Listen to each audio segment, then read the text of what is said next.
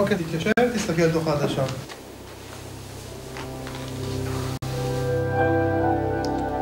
אני אשתה שנייה. להסתכל לתוך מצלמה זה להורות. כל אחד מהאנשים שיושבים כאן מולכם איבד לאחרונה את היקר לו מכל.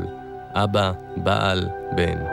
החודשים האחרונים בחייהם יחרטו לנצח בזיכרון כתקופה של ייאוש ותסכול אינסופי, לא רק בגלל המחלה שכרסמה בהם, אלא בעיקר בגלל המערכת שטיפלה בהם.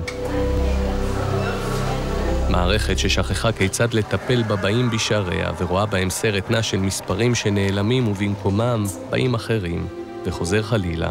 זה הסיפור של החולה מחדר 14, החולה מחדר 128 והחולה מחדר 4. הוא מטפס? במבי?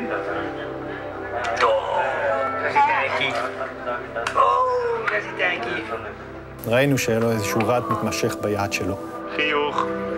נסענו לבדיקות נוירולוגיות, למחרת עשו לו MRI, ומהר מאוד גילו לנו את הבשורה המאוד קשה.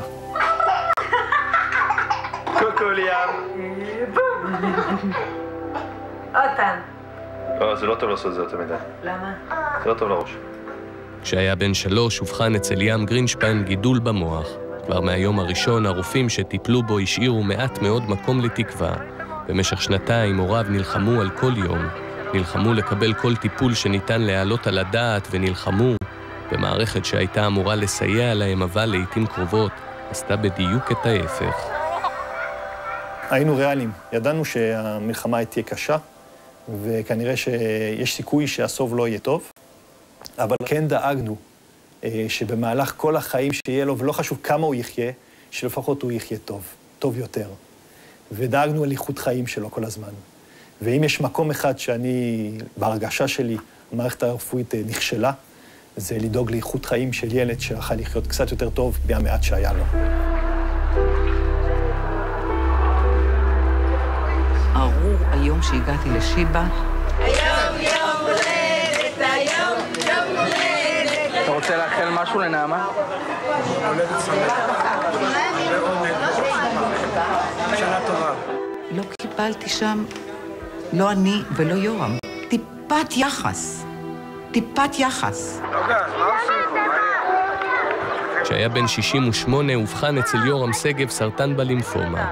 בחיפוש אחר הטיפול הטוב ביותר בעבורו, משפחתו הגיעה לבית החולים שיבא, שם עבר יורם השתלת מוח עצם עצמית. יום לפני שהוא נפטר, עלה לו הדופק בטירוף, וחיפשתי רופא, ולא מצאתי רופא זמין. ניגשתי אל הדלפק, למקום המרכזי הזה, ועמדה שם מישהי, אני לא יודעת אם זו הייתה רופאה או אחות, והיא אמרה לי, את מפריעה. ועוד פעם אמרה לי, את מפריעה, ועוד פעם אמרה לי, את מפריעה, והלכתי, ובסוף הלכתי, ורציתי, אלוהים עדי, רציתי. הוא שוכב שם, הוא במצב כזה זיפט, ושם לא מצאתי רופא. צלצלתי לרופאה שלו בשערי צדק, והיא אמרה לי, חווה, תנדנדי להם, אסור שיהיה לו דופק כזה. ולא היה לי למי לנדנד. זה לא סיפור על רשלנות רפואית או טיפול רפואי לא הולם, זה משהו הרבה יותר בסיסי שהלך לאיבוד בתוך המערכת ששוכחת לפעמים את גודל האחריות שמתגלגלת לפתחה.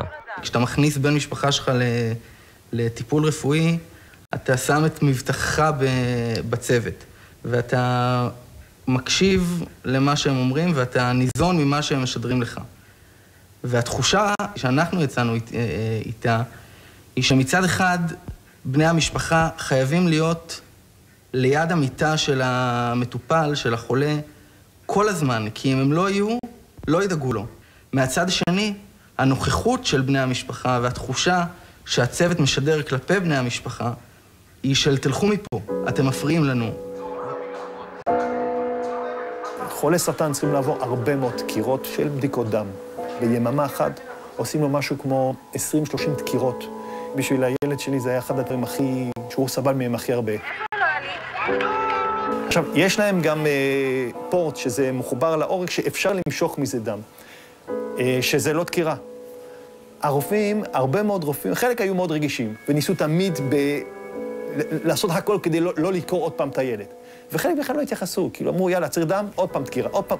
כאילו מכונה, בוא נעשה לו עוד פעם. אני טעיתי, אמרתי, אם זה היה הילד שלך או שלך, היית קורא לנו דוקר אותו ככה בלי חשיבה, כאשר יש אפשרות להוציא לו את הדם ממקום אחר שלא צריך לדקור אותו? עד כדי כך שפעם אחת התעצבנתי, שאני בעצמי ביקשתי ציוד רפואי, לקחת לו את הדם. אמרו לי, אסור לך. אמרתי, זה הבן שלי ואני אעשה מה שטוב לי. אני חושב שבשנים האחרונות הצוות, האחים, האחיות, הרופאים הופכים להיות פחות סבלניים. איבדנו את החמלה קצת בדרך. התשובה היא לא. אבל זה לא סוד שאנחנו נמצאים בלחצים נוראים. מספר המטפלים מול הביקוש למטפלים הולך ויורד בשנים האחרונות. מחלות מורכבות, לחץ. החולה גם הפך להיות חולה אחר. חולה שיודע יותר, חולה שקורא באינטרנט. אין כבר את הפטרנליזם, הרופא ואין אפסו, ואין זולתו. פס מן העולם. השאלה אם בגלל התפיסה הזאת, אז פתאום יש התנגשות. ודאי רופאים לא אוהבים שמתווכחים איתם. זה המסקנה העיקרית שאני למדתי. אנחנו אוטוריטה מקצועית, כן, נקודה. אבל החולה הוא אוטוריטה על גופו. אם אתה מבין שמולך יושב בן אדם שסובל, אם אתה מבין, אם אתה רק נכנס רגע אחד לנעליים של אותו בן אדם ואותו משפחה שסובלים, אם אתה מרגיש את הכאב שלהם, אני בטוח שהיית מתייחס אחר להערות שלהם, לשאלות שלהם, ולכל מה שיש שם מסביב.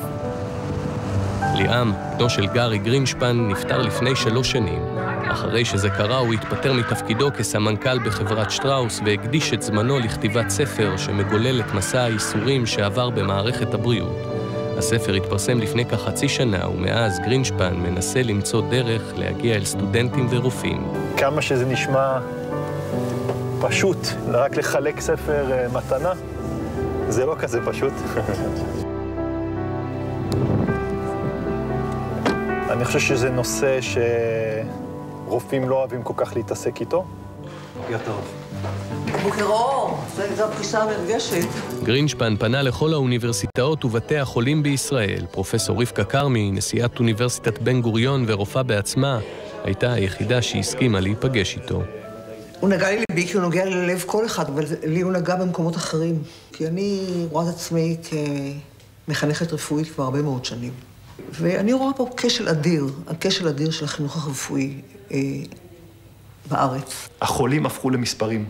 החולים הפכו לסטטיסטיקה, לשורה בדוח רווח והפסד של קופות החולים, של בתי החולים, וזה עצוב. הבן אדם, הפנים, הולכים לאיבוד, הלכו לאיבוד. אנחנו לא נראים טוב. זה אולי לא פוליטיקלי קורקט לומר את זה, אבל אני כואבת כאב גדול, למשל, את האלימות שיש כלפי רופאים. ואני חושבת שזה דבר בלתי נסבל, ואני חושבת שצריכים לעקר אותו מהשורש, ואני חושבת שלא ייתכן בשום מקום, ודאי לא במדינת ישראל, להגיד לך שאני לא יכולה מדי פעם בתחיל אורחים או להזדהות עם התוקפן, וזה מה שהורג אותי. יש רגעים בחיי בן אדם שהוא מרגיש שליקר שלו נעשה איזשהו סוג של עוול, חוסר התייחסות, או התייחסות קשה, אדישה וכך הלאה, שהוא מאבד את זה. את הבשורה, גזר דין המוות בעצם שאבא שלי קיבל, הוא קיבל לבד. הוא קיבל לבד אחרי שלאורך חצי שנה, כל המשפחה והחברים הקרובים עובדים סביב השעון וסביב המחלה, לתת את המקסימום שיכולים בשביל הטיפול ובשביל אבא שלי.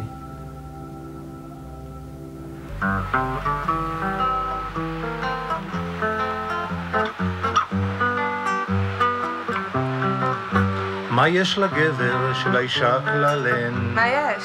חכי נא רגע ואומר מאובן. תגיד. חצי שנה משפחה שלמה הפכה עולמות כדי שרועי רפפורט יהיה עטוף בחום ובאהבה, ואת הבשורה הקשה ביותר הוא קיבל לגמרי לבד.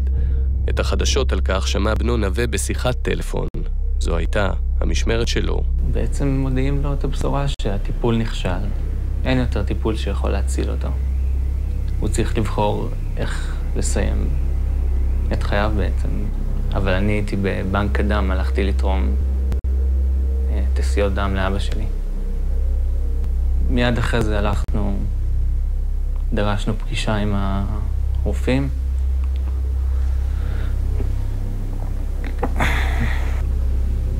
שאלתי אותו, נניח זה הקרוב משפחה שלך, היית רוצה שככה יבשרו לו את זה?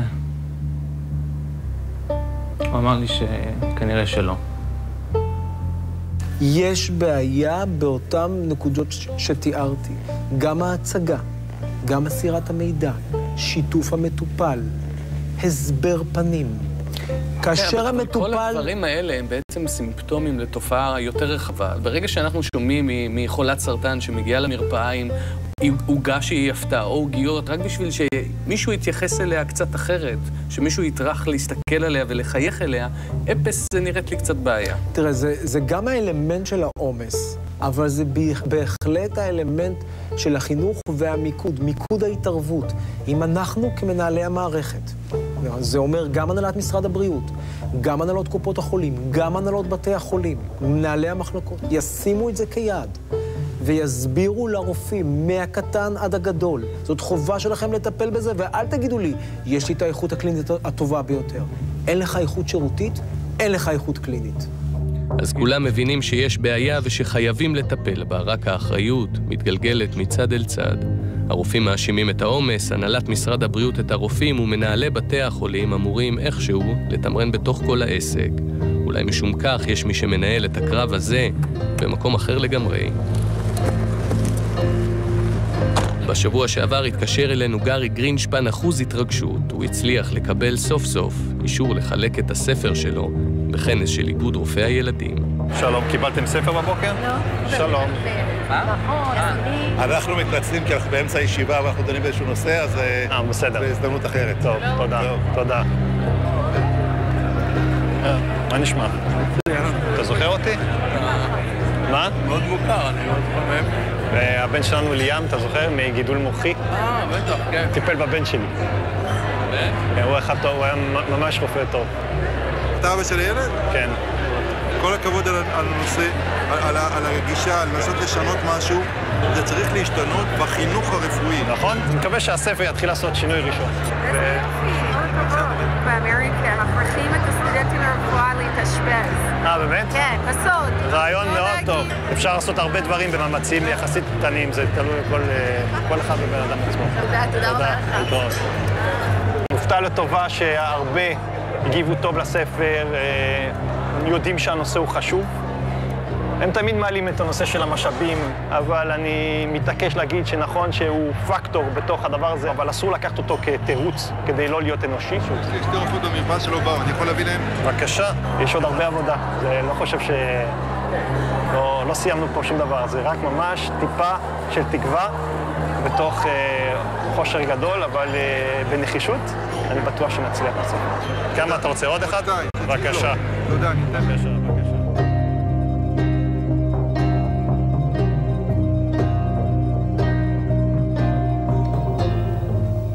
משרד הבריאות מעביר השתלמויות בסדנאות ליחס אנושי בקרב רופאים. אנחנו רק מאחלים שגם השליש הזה ילמד את דרכו של הרוב.